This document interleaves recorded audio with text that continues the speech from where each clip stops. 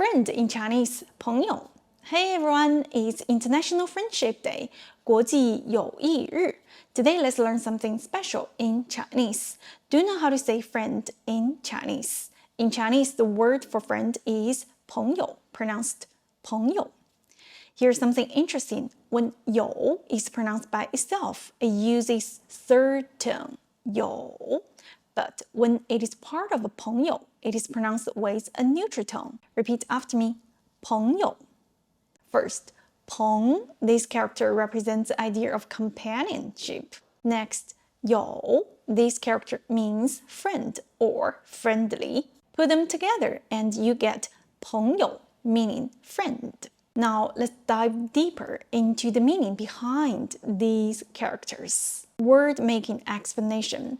In ancient Chinese, 鹏 was written as 凤, resembling the phoenix.